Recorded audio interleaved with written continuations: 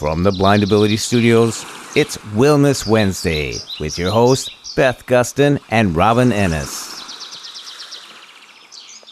So welcome. We are back with episode 3 of Wellness Wednesday. I'm Beth Gustin and I'm here with Robin Ennis. And we are going to be talking about a challenging topic that I think needs much more conversation, and that is shame. Yeah, shame is definitely a big topic that I dive into with a lot of my clients, and I believe that it's very relatable and universal. I feel that at some point we all have experienced shame, and so it's just trying to figure out how to navigate it in a healthy way where you're not tearing yourself down. I agree with that, and I think there's a big misconception that shame it feels very horrible. It feels horrible, but I'm glad you pointed out how universal it is, because everyone does experience it. And I think it's helpful to kind of distinguish what shame is versus what guilt is. And we'll talk about guilt next week. But in my experience, I define shame as that feeling of something is wrong with me. In some way, I'm flawed. In some way, there's something wrong at the core of myself. Whereas guilt more is that, I've done something. So there's a very big difference in those two things. And we'll dive more into guilt, like I said, next week. But I think defining kind of what shame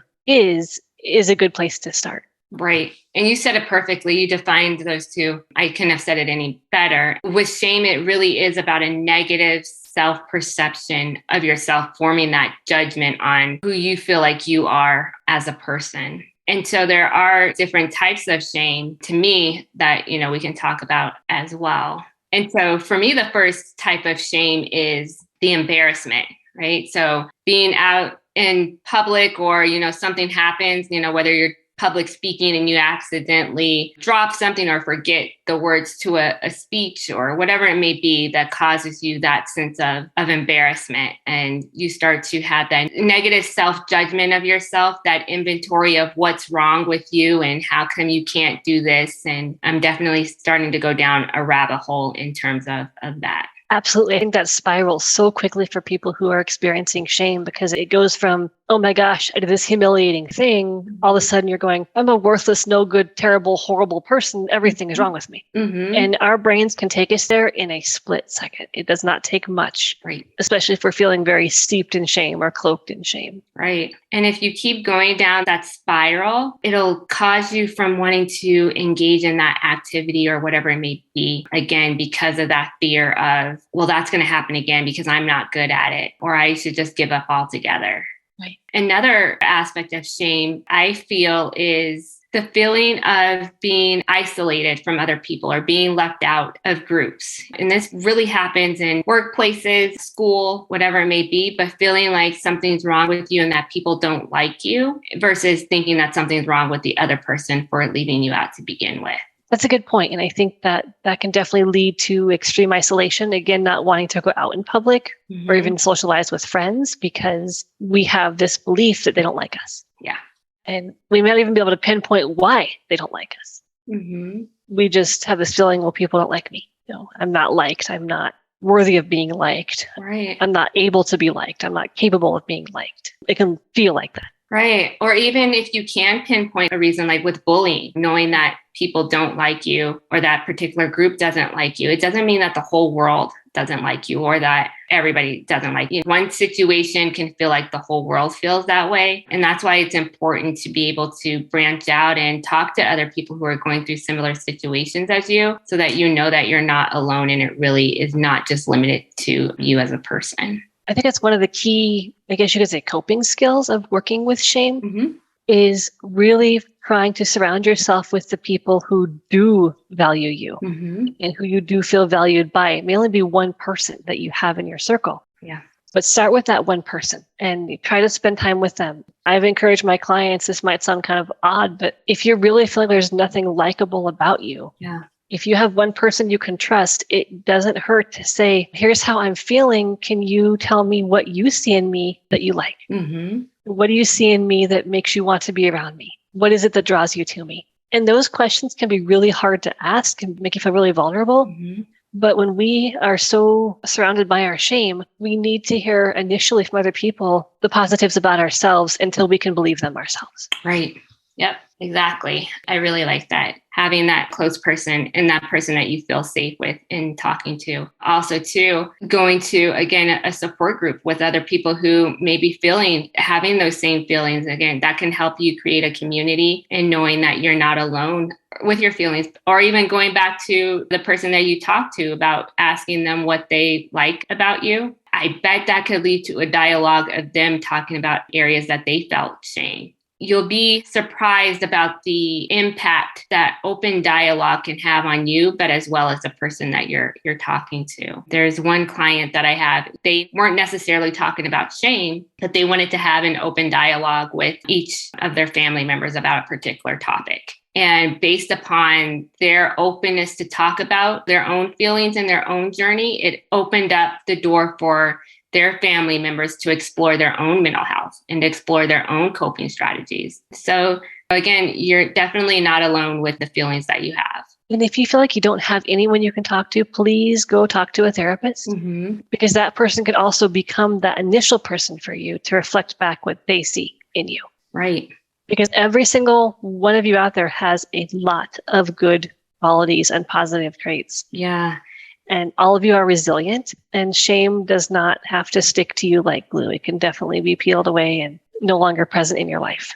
And it may feel like it sticks to you like glue because you've had it for so long. You know, shame can really derive from our childhood. It really starts with how secure we feel within our own environment, within our own skin. And so if you have a lot of trauma or a lot of separation from close relationships, that can impact the way that you view yourself and other people. And so if you have struggled with shame, struggled with that self-deprecating thoughts for your whole life, just realize that it takes time to undo, and give yourself patience and grace when trying to tackle how to unravel the level of shame that you feel.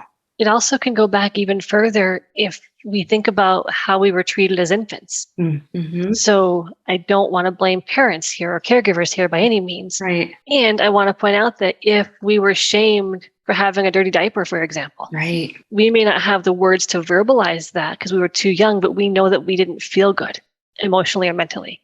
Right. Or if we were shamed because we had an accident, we peed our pants in, preschool or kindergarten, and we were shamed for that. Those experiences can start what I want to call the avalanche of shame. Again, I'm not placing blame. It's no one's fault because we all bring our own stuff to this life that we live. And some of us have done the work and some of us haven't. And we're all starting with what we have and where we're at. But just having that compassion for yourself around, this is your life experience. Here's what it's currently causing you. And you now have the power to make a change in your life, so you don't have to feel the way you feel. Yep, exactly. There's an actress, I believe her name is Brie Larson. She used to, I think she still is Miss Marvel from the Disney show or the animated world, but she teamed up with somebody else to create a documentary called Growing Up. And so in that documentary, it tackles different areas, whether it be grief, relationships, work, but it's all centered around the common theme of shame. Each episode talks to a young individual, a young adult, navigating a certain issue and how it's impacted their self-perception and caused them shame along the way. And so I believe that, again, like we mentioned earlier, just normalizing feelings, and that I believe that this documentary and other documentaries or talks out there does normalize shame, and it shows you that you're not alone. But also, too, it gives you coping strategies in addition to the ones that we mentioned on how to be able to navigate such a big, tough, overwhelming topic. And so if you are interested in checking out that show, it sounds pretty interesting. It's going to be on Disney Channel Plus. I never got the Plus channels. It seems like a lot of those channels they're just coming out with these pluses where you have to subscribe, but it sounds like if you're able to, it sounds like a good show to tune into. I wasn't familiar with that one, so thank you for sharing that. Yeah. Other final thoughts on shame before we wrap up this episode? Just another thing about shame is we talked about the embarrassment and then the feeling left out. Another one that I feel like this happens to a lot with people who have some type of trauma is that perfectionist attitude. So that expectation. Yes. And when you feel like you've met your expectations or somebody else's expectations, then that level of shame can also increase. And so I just wanted to throw that example out there too. And again, can't emphasize this enough, but being gentle on yourself, and nobody's perfect. We're doing the best that we can, and just realize that you are human and you are trying, and give yourself credit for what you have accomplished. Absolutely. And don't be afraid to reach out for support. Exactly. Yeah. And then we're back next week with guilt, everyone's favorite topic. Exactly. And when we introduce and talk about guilt, you'll see the difference between guilt and shame, because as Beth mentioned, it can be mistaken to be one and the same, but they are different.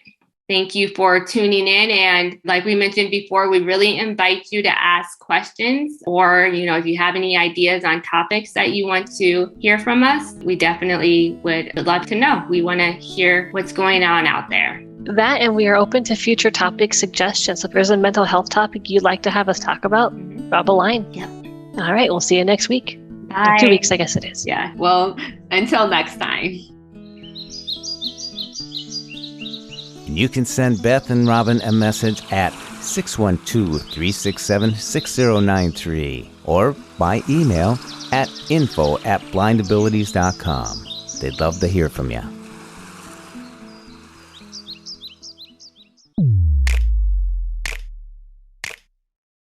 When we share what we see through each other's eyes, we can then begin to bridge the gap between the limited expectations and the reality of blind abilities. And the realities of blind abilities.